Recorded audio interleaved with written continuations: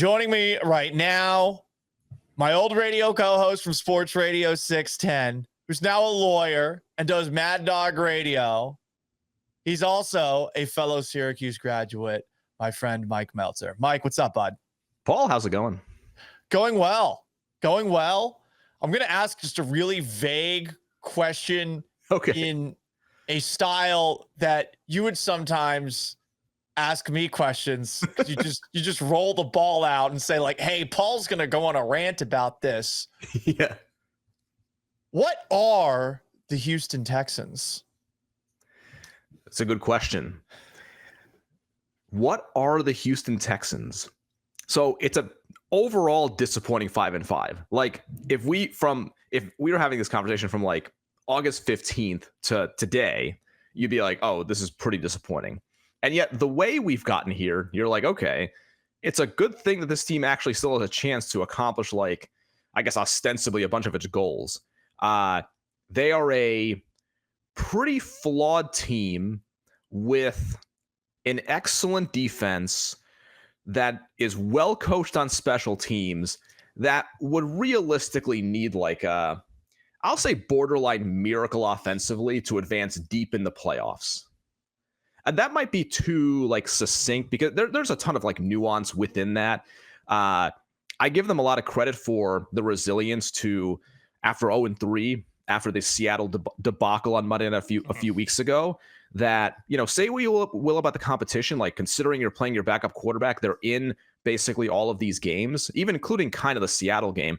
They have shown a level of mental resilience. I thought, Paul, a few weeks ago, actually like 2 weeks ago, I would have told you this season reminds me of like 2010. I don't think you were here yet. Or I hadn't gotten here yet. Yeah.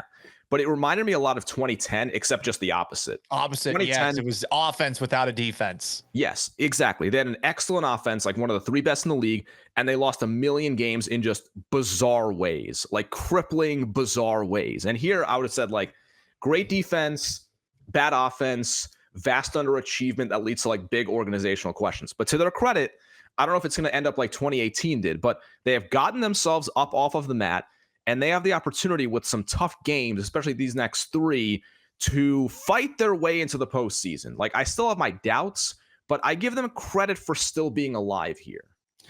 I made a mental note when you had posted about the resilience, and I'm glad you brought it up a couple of weeks ago when they came back from down 19 against the Jaguars. I don't know who would have seen that coming. I remember getting up very early for that game because I had been in Fredericksburg. So I got up at your travels. I got up at like 6:30 in the morning, drove home so I could do a live stream of the game. And I'm thinking to myself, the first three quarters, like, for fuck's sake, this is every AFC South game in that I'm not entertained. And on top of that, it's going very poorly.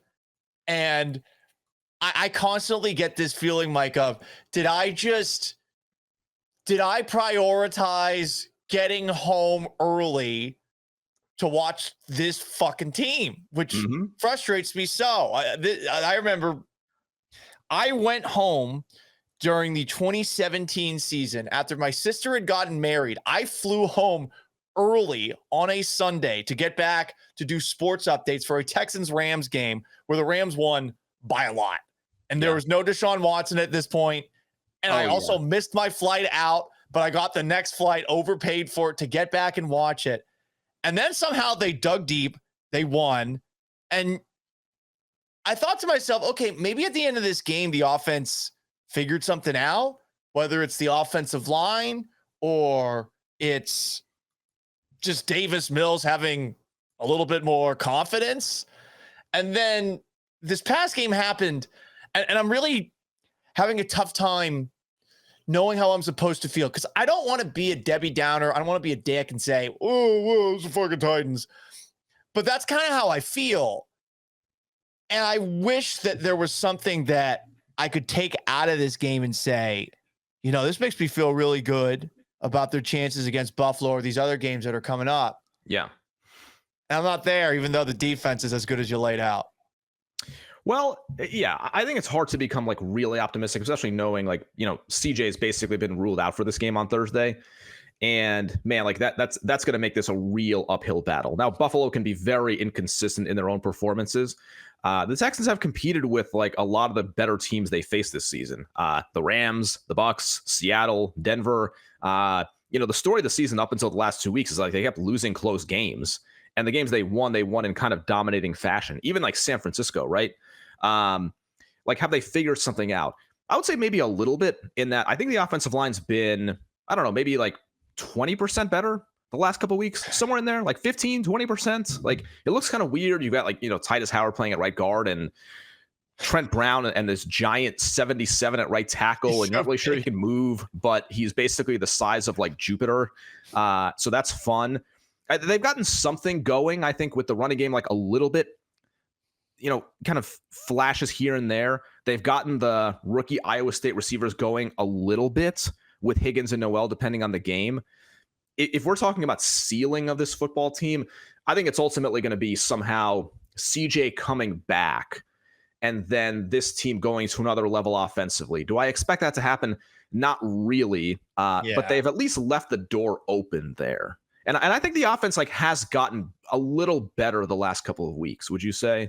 Yeah, I think so. And I think what's frustrating is, hey, the San Francisco game happens, and the Niners are banged up, but Stroud looked great. Yep. Then you have the beginning of the Broncos game, and they're moving the ball, but of course they're not putting it in the end zone. Then Stroud gets hurt, and then throw that game out because Davis Mills is coming in without a week of practice against one of the best defenses in the league. And then after that, it took them so long to get going against the Jaguars, but to their credit, they did. And then this past game happened where first half, I don't really know what was going on. We can talk about D'Amico Ryan's decision to go for it at the 1 yard line. I think they should have gone for it, but I hated the play call. That's sort of where I'm at on that one. We're going to run out of that. We're going to call a shotgun play on 4th and 1 at the 1 yard line and get sacked. We're going to a little bit later in the game run a draw play with Woody Marks out of the shotgun. Those things always get frustrating for me, but I feel like I've seen flashes of it. I just can't I can't for whatever reason say, yes, I feel better, even though I see some of what clearly has to be progress because it's a more efficient operation. The penalties were down. The sacks were up this past week and the running game didn't do much. So that is a long way of saying, but you know how it kind of feels in a weird way? It's like with there's something with pressure where you can give up, for example, I'm looking at the box score yesterday. And so Tennessee gets 4 sacks, but it didn't feel to me like on a drive to drive basis that they were just obliterating the offensive line. It was more just kind of here and there, Davis would take a sack. And they were in bad spots where it was in the red zone or right outside of field goal range. Yes. And I can live with that more than the consistent pressure on every series, which I don't think there has been recently. I thought Ursery probably played his best game against Jacksonville last week. And he had some bad reps on Sunday, obviously, but I think it's more the breakdowns are more isolated and not a 4-quarter pattern like they were a lot with CJ. And so that kind of gets to the tone of what you're talking about, because it's you can look at this and feel okay, Nico's getting targeted a lot, made a great play on a 3rd and 16 that basically won them the game. Woody Marks, we see flashes. They've won 2 games with their backup quarterback. That's really all you can actually ask for. The defense continues to play very well.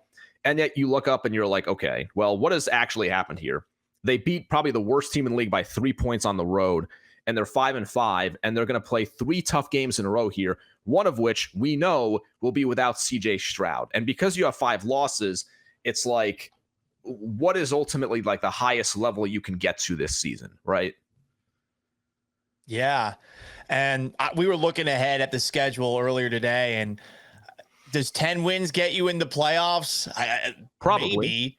I think they're in a good spot right now as far as if Kansas City continues to struggle, if Baltimore continues to struggle too, because I didn't really feel very convinced with them this past Sunday, and with the Chargers offensive line situation and the Steelers with Aaron Rodgers status unknown, I do think they can potentially get in still. But then you look at their schedule and it just makes it look a lot more difficult to envision. All right, where are the wins coming when every single measuring stick game to this point this year that we put serious stock into, because you can't with the 49ers, and this is tough to with the Jaguars. Yeah. They have lost, though they have hung in there, even though it seems like the game did not reflect what the score was in a lot of these games because of how frustrated the offense makes you. So I'm looking at this. If you look at the playoff standings right now, and I'm just kind of going through the schedules of some of these teams. So we look at the AFC right now, and it's interesting that the teams in the hunt would have been the teams that in late August you would think that they might be at the top of the conference. KC, Baltimore, Houston, and instead they're 8, 9, and 10.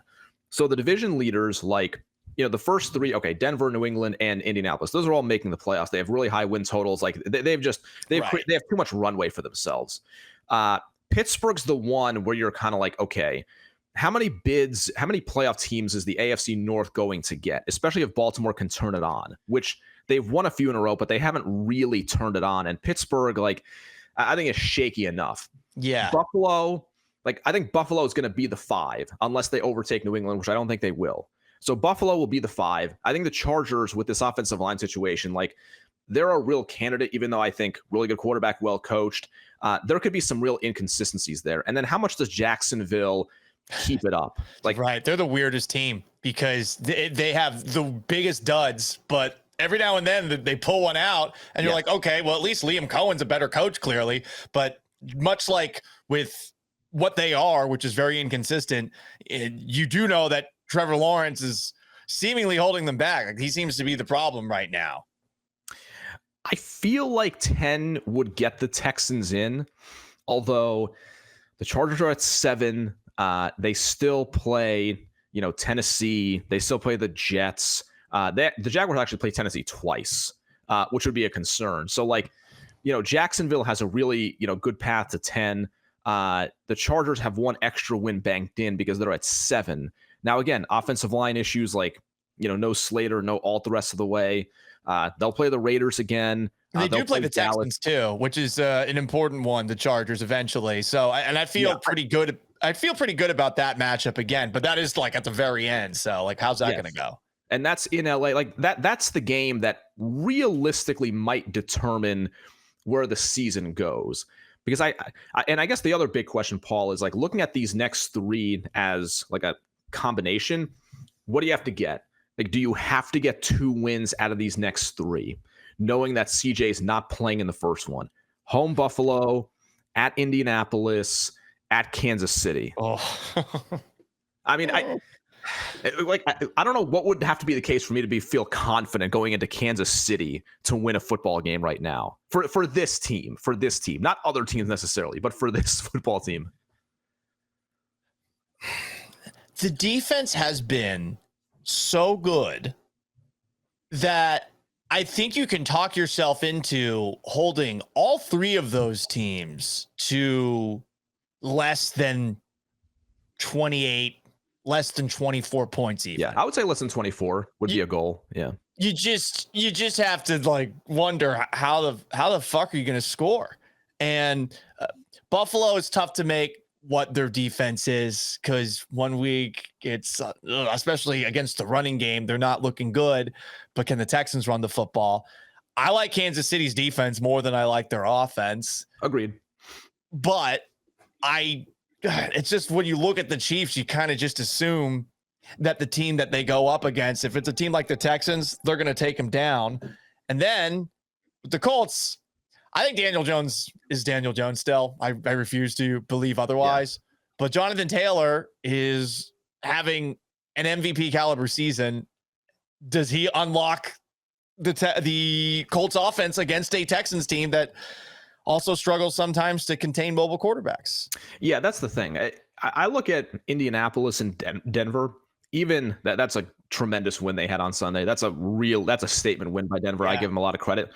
I still think when we flip the calendar in 6-7 weeks, I think there will be a lot of people who are going to be excited to bet against Denver, Indianapolis, and no offense, even probably New England in the postseason. Just realistic. I think that's I'm totally with you. The Patriots defense, I am surprised every single week that they are coming out on the winning end, because there are moments, no matter how many good players they have, where you're like, I don't know about the this. thing about Indianapolis, though, for Houston is, even in situations where, look at some of the games that they played with Anthony Richardson at quarterback. Those were not exactly like 40-10 romps.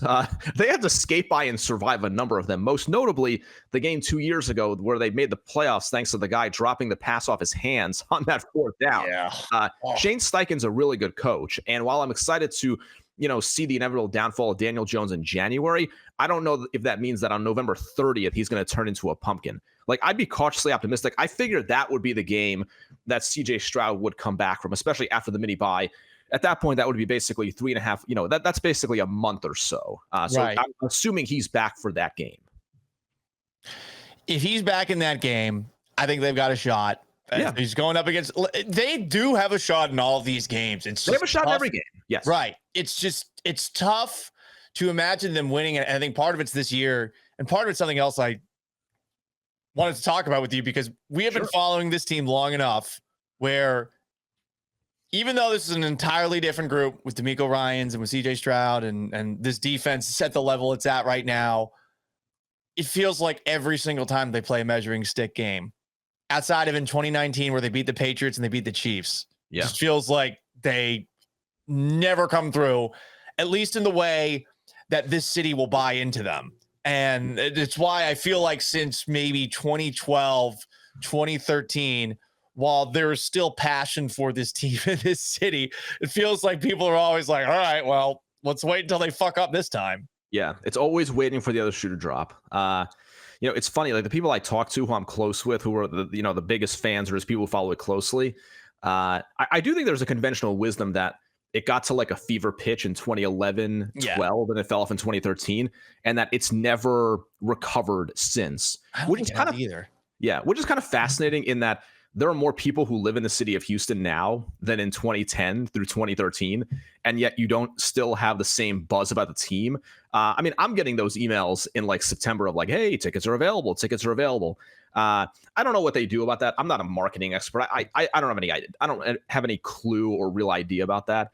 But yes, I think it's a city that I think people have been very, very reticent to fully buy in. And I don't think home is good. It is not the same level of home field advantage they had in 2011, especially, or 2012, but especially 2011.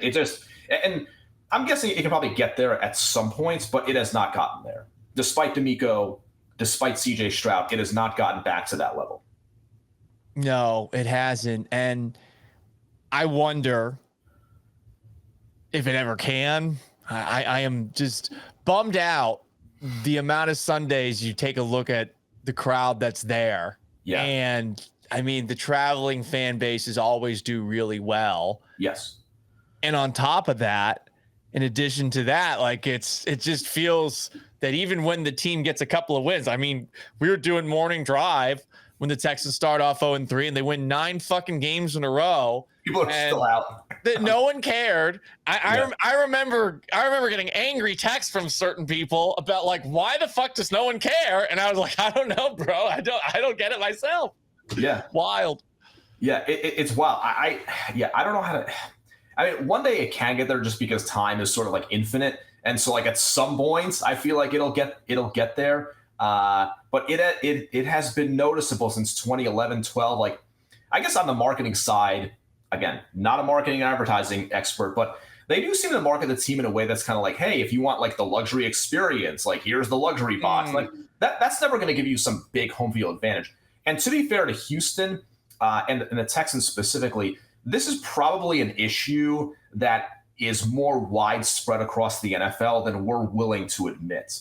The Jets and Giants, I know they've been awful, and that's the main reason. But that's there has been no home field advantage in MetLife in a very, very long time. That's another place that is overridden by road fans. Whereas you look at the Knicks in the playoffs, and it's a completely different deal, and it's chaos and mayhem in a good way. I don't know. I mean, at some point you do have to win these big games to maybe get people to be wrapped up and really bought into this football team. But while they have, won these games, it's not nearly to that level to get that kind of buy-in. For sure. Is it just that? I mean, there have been moments where Astros games are jacked, like super excited. But even in the dynasty years, like the peak, I remember Astros Twins playoff games where it felt like a mausoleum in there. Now, when the Rangers came, it felt a little bit different, but it's definitely a market thing. I think you're right. I know that, you know, having grown up going to Patriots games at Foxborough Stadium compared to the Gillette Stadium, obviously it became a little bit of a wine and cheese elitist crowd, but the Foxborough Stadium just had a little edge to it, and it felt a lot louder than Gillette Stadium ever did, even when things were going really well. So to bring it back here, it is interesting what would get people in. I do think that while the Texans have done a slightly better job of marketing to more of Houston than who they maybe wanted to come to the games, if you get what I'm saying, I feel like there's, I don't know. I actually went online and I searched this. Did the Texans have a like Hispanic Heritage Day? And I remember when I searched this the first time, it hadn't happened in like 3 years or something like that. This is a couple of years ago when I searched this. And it feels like they, just like every other team in town, they're going after one group and they're doing all the pandering with like throw up the H's and all that stuff, which is cool. But there's other people that love the team that are here. And I don't know. I feel like they can't reach out all of them. I think I'm going to keep saying like I'm not a marketing expert, but I guess the other thing I do have some thoughts. You know, it's an interesting city in that the way I would think of it is you want to kind of like, you know, market differently to different people. Like there are people who have been here who are not transplants. You know, we're transplants. A lot of people are. There are some people who are not, or a number of people who are not, right? Maybe you market to those people in a different way than the people who are transplants, people who have been here the last 5 or 7 years. Because like now we are at an interesting point where, and this kind of like blows my mind, but there are people in Houston, especially because there are so many athletes who come from this area, that you'll hear things like, oh, I grew up watching J.J. Watt play, or I grew up watching, you know, D'Amico Ryans play, or Matt Schaub, and you're like, Jesus Christ, like what is going on? And so that, I think that should be helpful. Like there are people who have grown up watching this football team because now, you know, 23 years in, like it's a long enough time period for that kind of thing. Who is the guy on the Thunder? Is it Alex Caruso who's randomly a Texans fan too? And it's like, wait, what? Yeah, I actually didn't know that. Is he? Because he was an Aggie, I think, right? Or yeah, I think he went to A&M. Yes. Yeah, he did go to A&M. Yeah, so he was born in College Station. I remember seeing this a couple of months ago, and I think it was maybe at the beginning of the year, or maybe it was a little bit before that. But it was Alex Caruso saying, like, "Go Texans!" I was like, "Wait, what the fuck?" Like, yeah. And he might rank towards the top of popular Texans fans, given that the people that they like trot out there are rando influencers that I don't even know. I asked artificial intelligence to figure it out. I saw a lot of the Texans content creators online were getting pissy about a bunch of people that showed up in the suite, and I was like, I don't know who those fuckers are either. And then they had like noted, how do I say this? Noted possible fraud artist / gay porn star Sketch, you know, like joining for a couple of videos as well. Did you hear about Sketch? I did not hear about this. Oh, okay, I'll talk about this on the air then. Like, it's weird who they trot out. And it kind of goes to show you, though, that, like, I guess it is marketing. It's weird that they've never really been able to make this team cool, especially the last couple of years. You would think it would be a gold mine, but then that maybe translates to what's not happening on the field. And what's not happening on the field is wins in the way that people thought that they would come when they brought in Stephon Diggs and when they had Tank Dell going into last year. And it's just been kind of this, like, stagnation offensively. And obviously with CJ Stroud out, it makes it a little more difficult. I miss Tank Dell. I know that we should hopefully see him next season, but I miss him. That's been like a very, because you forget sometimes, but that's one of those, like, when he was on the field the last 2 years versus when he was off seemed to make a very, very, very big difference. What frustrates me about Dell being gone, other than I feel bad for him, that's a tough injury to suffer in just your second year, and hopefully he's good again. It's that whenever I see Jalen Noel, I think to myself, okay, this guy is clearly very good. Why are they not giving him the ball more? And please fuck off with this. He's a rookie. He needs more time, blah, blah, blah. Like, sometimes it just jumps off the screen, and they know football. They know football. But it's like, oh, well, Braxton Berrios was having a good week of practice. So, Tremont Smith, we got to throw him back out there at returner. Like, that one's weird to me. And this is something I theorized last week. Maybe it's that they've just put so much stock into their practices that it actually determines who's going to play. That's how City fucking Sal gets out there at right guard. But it feels like at this point in the year, if you're using practices to determine who plays, you're kind of crazy. Who's practicing at 100% at this time of the year? Especially guys who have been in the league for a while, or you're a rookie. If you're a rookie, you're gassed. If you're a veteran, you're like, this is bullshit anyway. I just want to be healthy for game day. We're already 10 games into the season. So just bringing it back to Jalen Noel, it drives me crazy that the guy doesn't play more. He is clearly their best returner. He can do magic things with the ball in his hands. He's got a special something.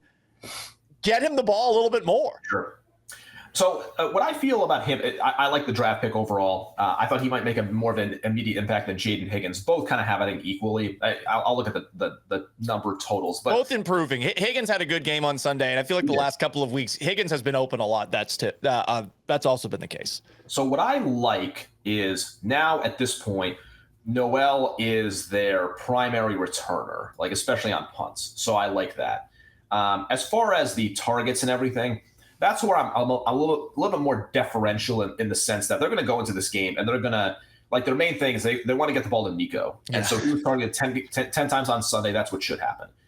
Then they're going to want to establish the run to some extent, which I'm actually fine with a backup quarterback. So Woody Marks, 18 carries, Nick Chubb, 3. Okay, maybe you want Chubb to get a little bit more. Because actually, a little more Chubb. Yeah, he looked pretty good. So they're going to focus on those guys. Plus, realistically, Dalton Schultz is probably going to get more targets than Jalen Noel does. Tight end, veteran, very comfortable with both Mills and Stroud. And so once you get past that, whether Noel gets more targets than Jaden Higgins and Xavier Hutchinson is going to depend on time and score, game situation, routes, play calls, all of that. It wouldn't surprise me if he got 6 catches or none in a game. But you're right as far as the whole season goes, that there was too much deferring to veterans. And the South thing last week. I texted a friend of mine who covers the league last week, and I just said, imagine being at a meeting at work that previous week where you're like, all right, guys, here's what's going to happen. We're going to start City Sal at, what was it, left guard, right guard? I get it. Right guard. Yeah, right guard. Here's what's going to happen. We're going to start City Sal at right guard. And then it's not the idea. It's that everyone else in the room sits there and are like, you know what? That's a good idea. We're going to start City Sal right guard. And of course, a quarter in, he's going to be out. That was never what? Some of the things they do on the offensive line is it's not even who thought this was a good idea, but who signed off on this idea when they talked about it. If we're working with that scenario, I mean, it has to be the Patriots stuff.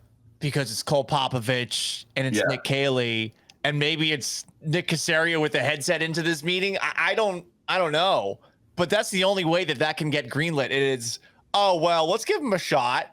We saw him in New England. He's had a good week of practice, and now we are literally throwing shit at the wall as we try to figure out what offensive line works.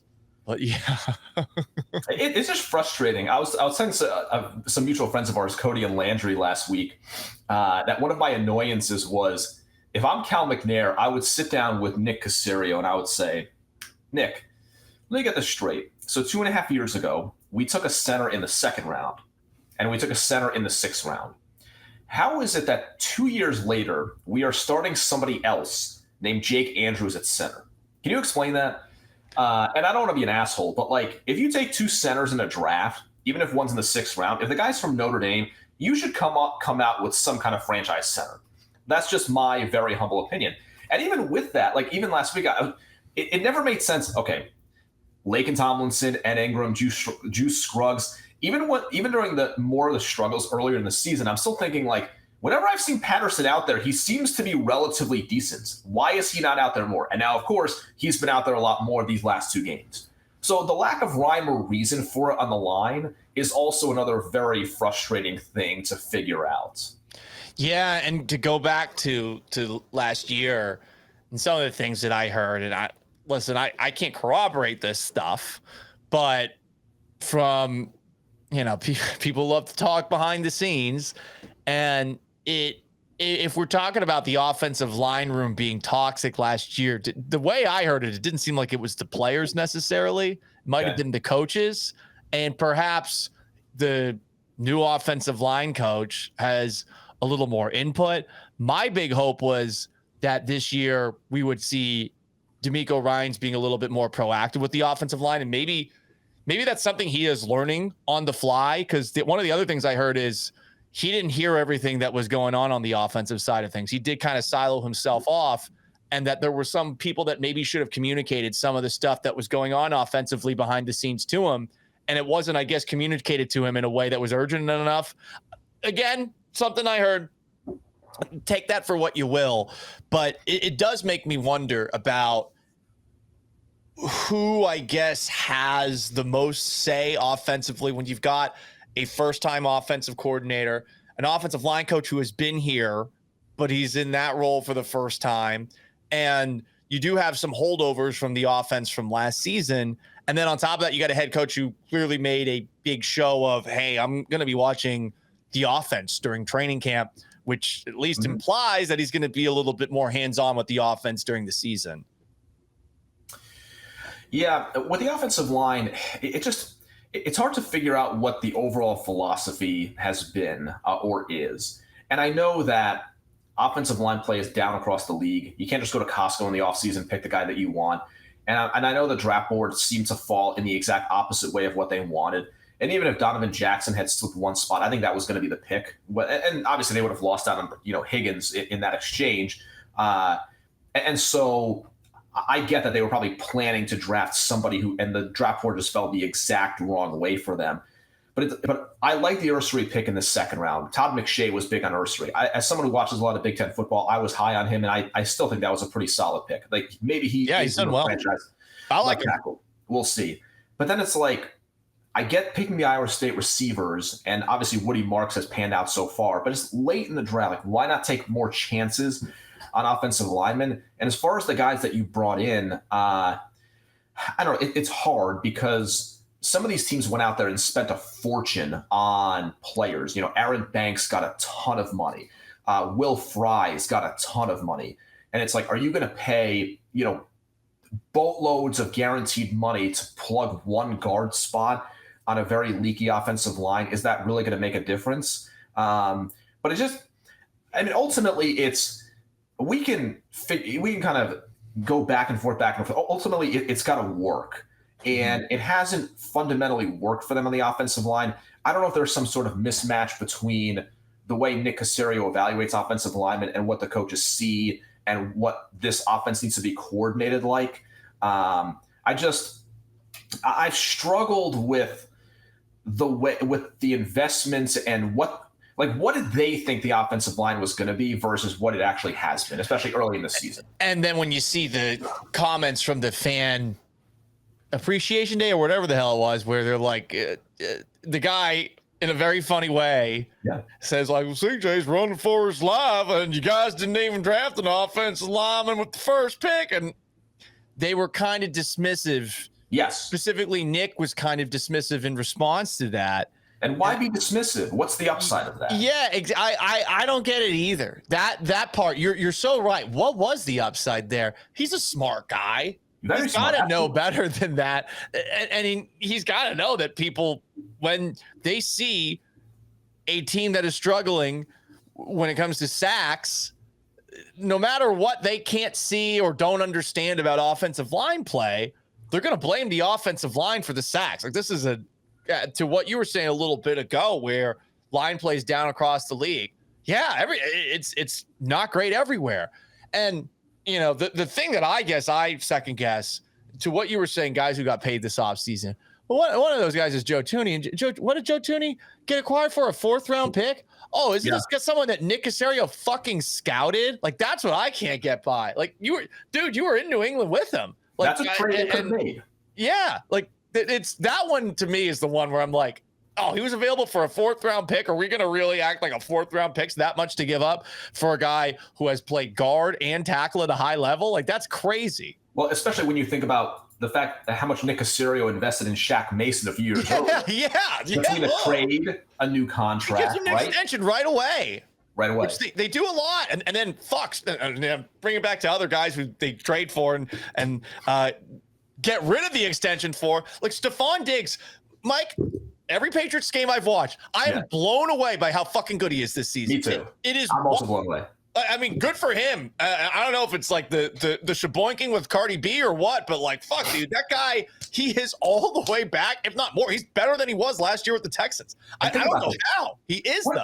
What did they give up? Like a Nets second-round pick? Yeah, a second-round pick for 1 year. And, they wiped out all those extra years on his deal.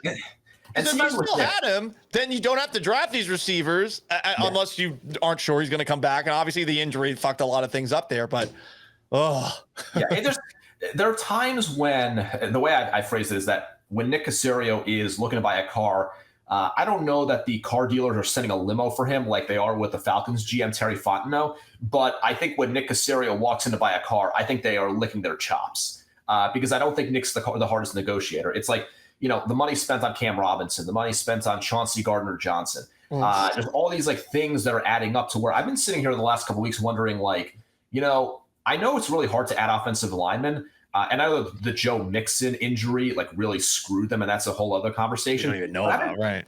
I've been thinking like, what this team could really use? Like a badass tight end. And I realize that it's not easy to get those guys. You also can't go to Costco and get one. But like, if you think about the amount of money just that has been spent on like Shaq Mason or has been spent on what we were just talking about, Cam Robinson, CJ Gardner-Johnson, like you think about all of that, and could they have combined it into just one guy who is very good, who can help out both areas of what they need offensively? These are the kind of the random thoughts that go through my head. Well, they have Blake Fisher to play tight end, Mike. They do, yeah. But that's another thing. Like, they draft a guy. Second-round pick. They draft a guy in the second round who nobody at that point was like, I think the Texans need to draft a lineman at that point. Nobody was really thinking that. You draft a guy from Notre Dame, runs a pro-style offense, kind of like the NFL, right? When you draft somebody like that, and this goes back to my anger over Nick Martin never being good, even though they acted like he was decent.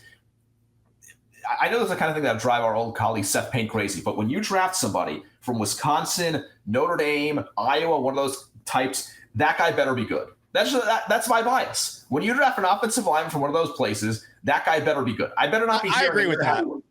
I better not be hearing guys. Yeah, because I've talked to people who are like, this guy Joe Alt was awesome, and this guy just wasn't that good at Notre Dame. And I'm like, if he wasn't that good at Notre Dame, why did you draft him? He was at Notre Dame. They produce good linemen and tight ends every year. If he wasn't good, don't draft him.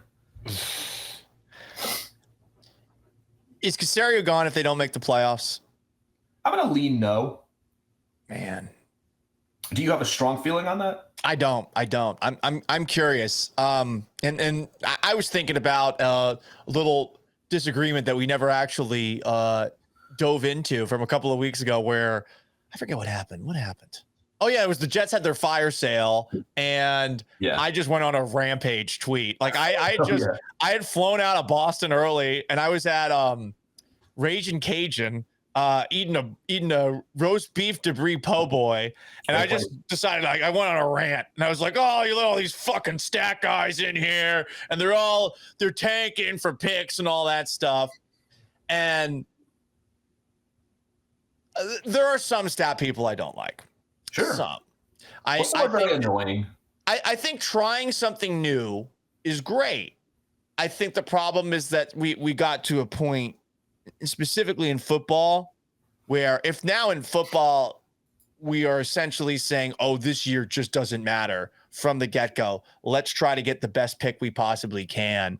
While that might be the correct play, it just grosses me out. And it feels like with a lot of the people that are now being brought in because they're trying to, be cutting edge. That's like why the Browns tried Paul DePodesta. I'll give them credit for that. At least they tried to do something different there. And I am wondering, like, where do you turn to for a general manager, because that's always a tricky one. I remember having a tough time thinking about how to talk about that on the radio mic, because I was always thinking to myself, like, how the fuck would I know what a good GM is, or what builds a good GM? Like, this guy was in the right place at the right time. This guy, but how do you know who scouted what? Like, it says on Bobby Greer, RIP, his Wikipedia page, that he's the reason the Patriots drafted Tom Brady. Yeah, and like, I'm pretty skeptical about that, but there's a 6-round draft. There are people that you and I know who would swear to that. Yeah, and hey, listen, if he did great. That was a great pick, but just goes to show you, how do you evaluate a guy who is in a room? Because this is generally what you're pulling from. So do you go outside? And who is it that you go outside and get? Like, I'm not going to act like I know if anyone's going to be good or bad going into it. I don't really know what you do. I can understand pilfering from the Patriots. Yeah. And to Cressario's credit, he has had some hits, but the misses of late, to what you were saying a little bit ago, have been obstacles that have just gotten in the way of them. Yeah, the overall GM conversation is tricky because, as you mentioned, how do you know? I think it's kind of context clues. Like, where does the guy come from? What kind of building, organization, grading schemes was he raised in? I think most people would think Howie Roseman's probably the best executive in football, with what he does with aggression and analytics, and how he amasses draft picks, and how they're just so well run in Philadelphia. I like who the Chargers got in Joe Ortiz, who I think was with the Ravens. I like people who are with the Eagles, with the Ravens, less so with the Patriots, just because I feel like so much of the success is Brady Belichick. But just people who have been with organizations where it's like there's been sustained success and it feels like it's run well. But to be fair, the Giants, they hired Joe Schoen and Brian Daboll from Buffalo, which has become a very successful organization. And it hasn't worked out in New York, to the point where they fired Daboll a week ago. And now the main criticism is, hey, why exactly is Joe Schoen leading the search for a new coach when he is the GM of record for all 4 of these seasons? I think it's hard. And also, guys can be in this job for a while.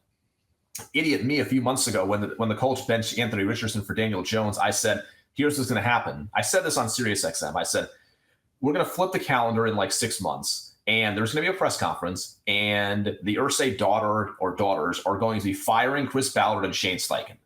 Couldn't have been more wrong, right? Couldn't have been more wrong. And Chris Ballard, like, Shane's been there for 3 years. This is 3rd year. Chris Ballard's been there for a while, and now long time. Lots of veteran quarterbacks, Yes, and now and it has taken him going, Phillip Rivers and Carson Wentz and Matt Ryan and Anthony Richardson, and now you're seeing like the fruits of all of this. So even a GM who has been there for a while, it's not always the easiest to evaluate that guy. Right. I mean, shit, he went back to doing the thing he used to do, although Daniel Jones younger, but that is pretty crazy when you think about it. All those veteran quarterbacks he brought in, and he drafts a guy finally. That guy's a disaster. Yep. And he brings in Daniel Jones on a discount deal, and Jones has crushed it. And now it's worked out. Yeah. I mean, even teams that I think are not super well run, like Dallas, I do respect them in terms of their drafting and just their talent acquisition. But it's hard. Yeah. I think with the Jets thing at the deadline, my thought was more like they were in a unique position where I don't think the Jets were even like going out there and thinking, we're going to trade Sauce Gardner and Quinnen Williams. I think they just got the kind of offers where they were like, man, we are, at the time, I think they'd won a game. Yeah, they were like 1-7. I think they were like, we're getting like 110 cents on the dollar for both of these players. We're going to need a quarterback that's going to make or break things no matter what we have on defense. And let's just take the 110 cents on the dollar and see what happens. I think that was their mindset. I totally understand that line of thinking, but I do wonder, like, hey, how the hell does Aaron Glenn keep this thing together when he's got what he's got? And this locker room does seem, at least on the outside looking in, like even if there's been a little bit of success before the game against the Patriots, where Justin Fields is just, I just wonder, are you a fan? It's weird. I like Aaron a lot. Mark and John and I, Mark Vandermeer, we had Aaron in studio in like 2011. I think I had him on the Cube with John once too. I think, and I liked him. I like Aaron a lot. I hate that he's getting so combative with the media. Like he's giving them too much of his time. I was just gonna say the same exact thing. There's so many people I text every week, and I'm like, here's the thing that people don't understand about the Jets and the New York media. It is at a point where, look, I don't know if the media is like rooting for them to win, but I think the people, especially the ones who have covered the Jets, even before Aaron Glenn got there as a player, which you think about how long that is, I think they wouldn't mind writing about winning football. I think the New York media is way different than people portray it to be. And my big thing with Aaron, and it's kind of like Mangini, you have to be who you are. I don't think what Aaron Glenn has, the way he has been combative, like that doesn't seem to be who he actually is. Some guys are like that. I think Bill O'Brien is like that. You could say a lot of things about B.O.B., but one thing I could never say about B.O.B. is that he was playing a character. Like Bill O'Brien is who he is. We found that out again 2 weeks ago.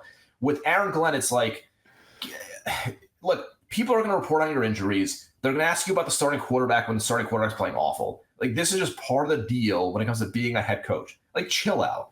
Just chill out. It's. I know it's a big. This is stuff in the great. This is not a big deal. Just be yourself, right? It's like you give someone advice for dating. Like, be yourself. Yeah. Right. That's all you can be. That's all you can be. You are a lawyer now. Yes. I'm curious about the intersection of being a full-time lawyer, doing sports radio from time to time as well. Is there something that, as a lawyer,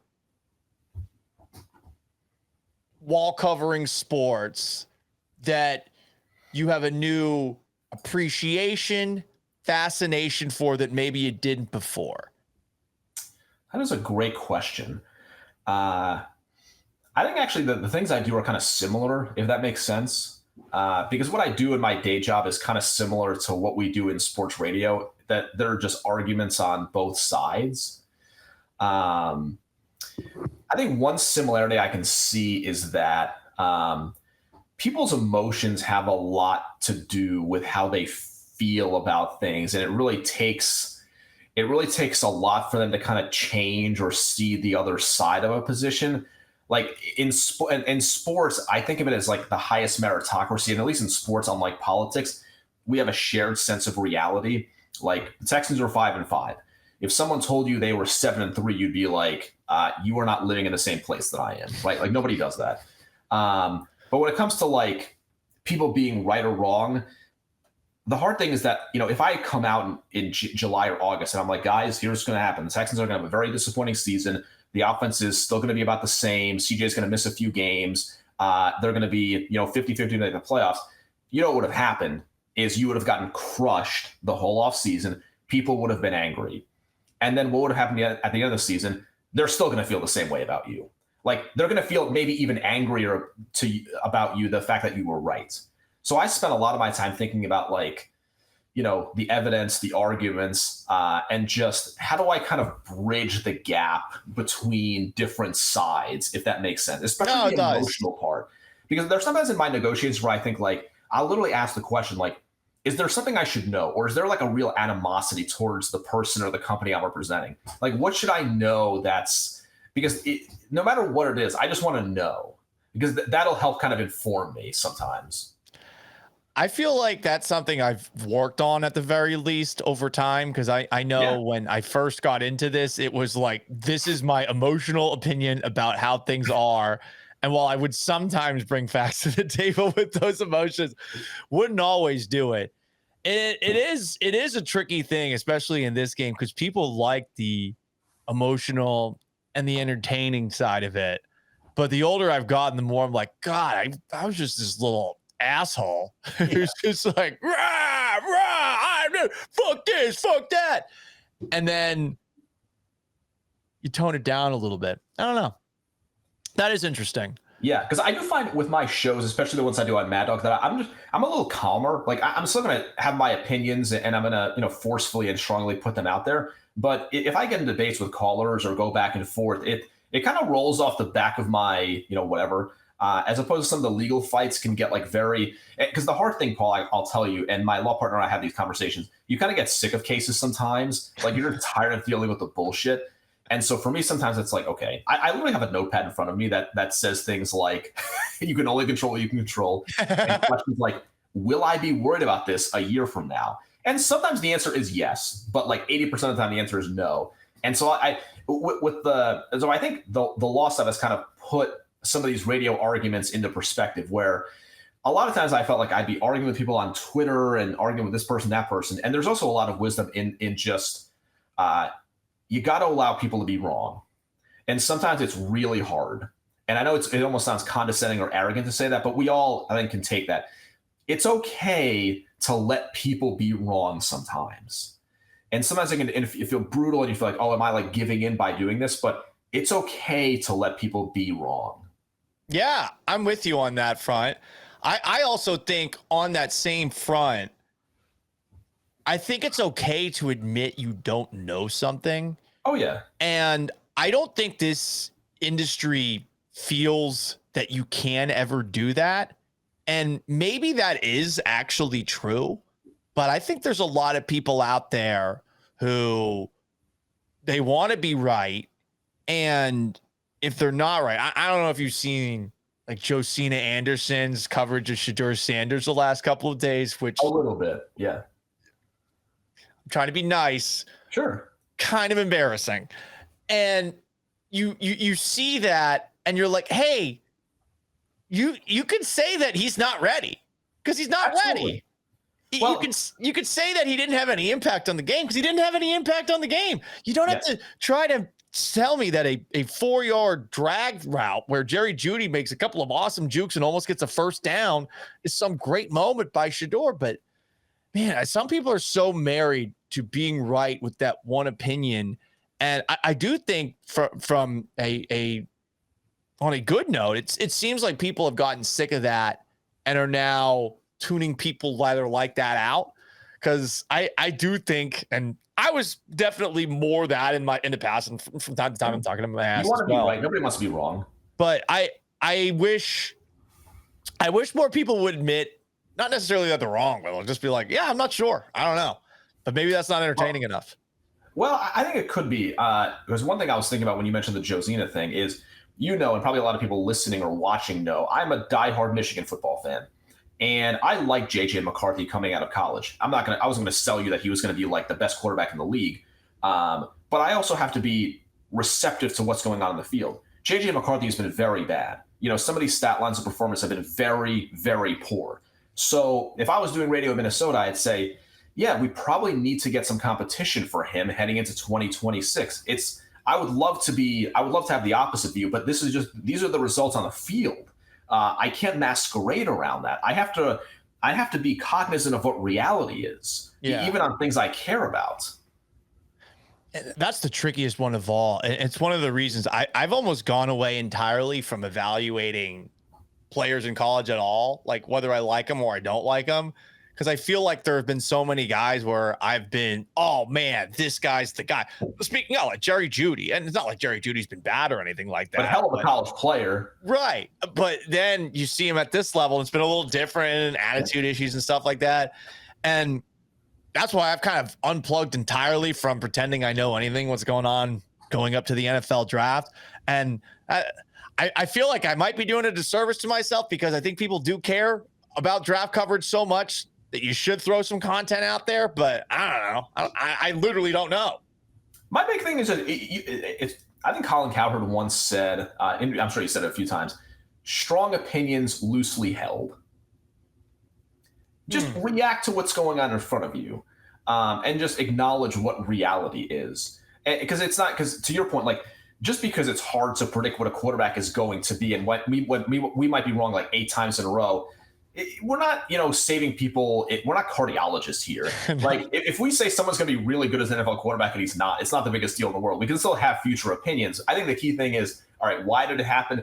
If you're actually a draft person, then maybe you go back and you're like, okay, what did I miss in my grading? What did I miss in my film evaluation? But when you're people like us, it's ultimately, it's like it doesn't really matter who is right or who is wrong. Yeah, that's true. Nobody's being paid on being right or wrong in sports media, I don't think. Do the gambling people get paid on being right or wrong? I guess not, because everyone's like 52% at best, right? I got to look at the numbers. It's a good question. Maybe in that area, maybe a little bit more so, maybe. God, I hate it. I really do. A part of it because it's illegal here, so I feel like I can't get paid for it. That's the first thing. Sure. Second of all, I feel like it's a couple of things that are being introduced to the game. There's people who take it way too seriously, and it's like, hey man, you're like 53% correct in your picks, like relax. And you know what? It's a market, okay, and people like to look at things that are nice to look at, but I mean, there's this one chick who legitimately goes on a walk and her pajangas are out, and she's like she's just walking and making picks, and I'm like, are these good, or am I watching for the titties? Like I don't know. It's a valid question. The gambling thing is its own thing because we have this issue with the NBA and Major League Baseball. I think that Guardian stuff is like totally outrageous, dude. That is like.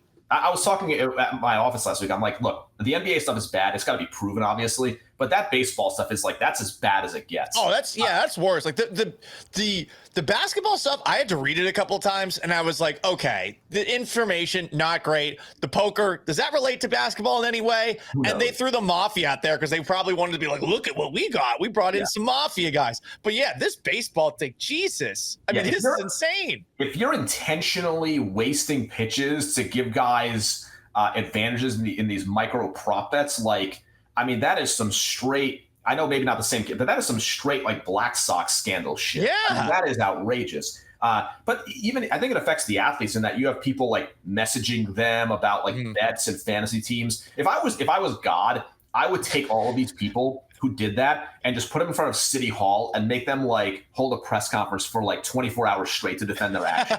Like I am very angry about just nonsense like that. Yeah, I don't blame you. And yeah, you're right. It definitely lends to tinfoil hatters expecting everything to be rigged.